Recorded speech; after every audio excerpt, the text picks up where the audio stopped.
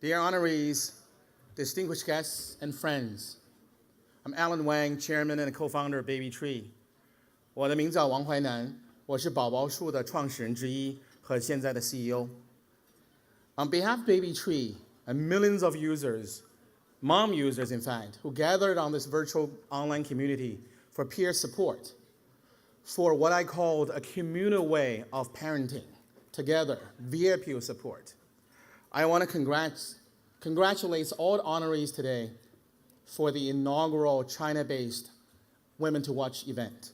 Congratulations. You are the brightest stars of this evening. I also want to thank Advertising Age and Thoughtful China for bringing this meaningful, career-building, and trailblazing event to China for the very first time. Thank you. In case you're wondering why a website called babytree.com and a company that cater to moms is so enthusiastically embracing this event, endorsing everything that's happening, let me perhaps start by sharing with you a personal story of mine. It was in 1997 when I was an assistant brand manager on the Pringles brand, living and working out of our Cincinnati headquarters at P&G. I felt very often a sense of hopelessness. I felt sort of out of place as one of the very, very, very few China-born bred marketers marketing to the US population in a category, come on, potato chips and snacking, that I have no familiarness whatsoever. I felt hopelessness, helpless. And actually, often I felt a sense of frustration and loneliness because here I am as an Asian marketer living in this Midwestern US town where my population comprising only about 0.1% of the greater Cincinnati area population. So out of frustration, I approached my brand manager, a lady by the name Maureen McHale, who was kind enough to not only provide me with her own advice, but actually set up a meeting with a vice president of P&G's laundry category. The laundry category, as many of you know, is actually the most respected category of our brands, where Ties and other brands actually dominate the entire category's business. So here in the office of one of P&G's brightest female career stars, I met and sat down with Susan Arnold. Her advice to me that day, as was her style, was straightforward and transparent. She said, Alan, no doomsday here. Just cheer up, believe in yourself, mix in, declare differences whenever you have to, and win some. Susan volunteered a piece of somewhat surprising information before our meeting ended, and she said, you know, I'm actually a gay executive.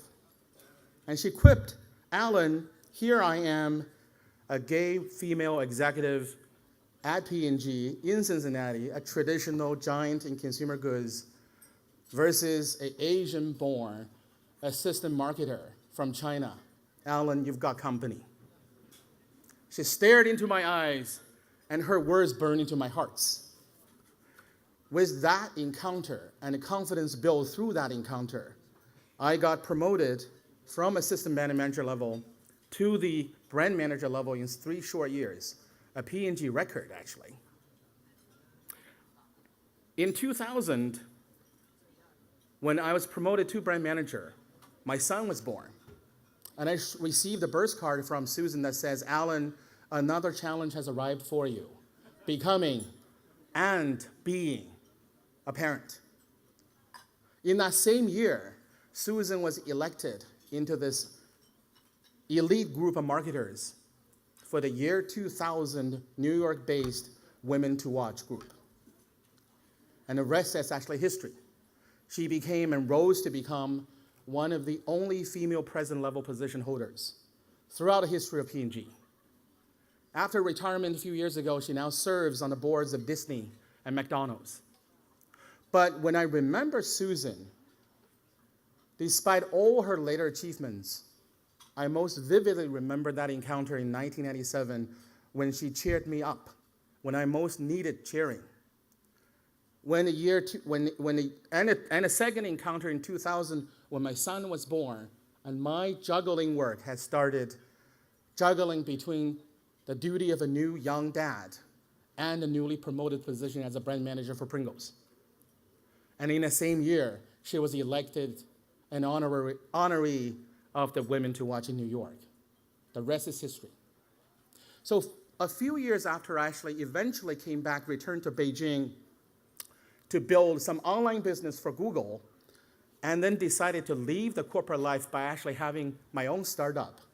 My only idea of a startup actually is building an online community for peer support for moms, because I want them to be less frustrated versus actually in my experience.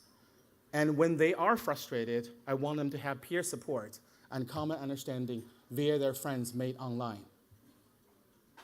That was 2007. And 12 years actually after Susan's being election into the elite group that you are honored to be elected in, I think now is your turn. I have the honor to meet some of the women who are on the list last night. And actually seeing them last night and seeing you guys now, I guess actually a sense of mixed excitement and a slight sense of anxiety probably is rushing through you. Excitement because you have accomplished so much in the public eyes in your career up to this point. Anxious because actually the future, whatever the future holds for you, the future will be more demanding and more challenging. The juggling, whatever you have to do, would be more daunting. Juggling your identity as a business leader or as a new mom, juggling the role of a future, even more successful business leader, and the role of a more demanded motherhood. But here we are. As I said, tonight's your night. Susan's word to me, mentioned back in 1997, seems to be true today as they did then. And she simply said, and I repeat, cheer up, believe in yourself, mix in, declare the necessary differences, and win. So congratulations again. You're all amazing. You are all incredible. You're all beautiful. This comes from bottom of my heart and the hearts of millions of moms on and off Babytree. Cheers.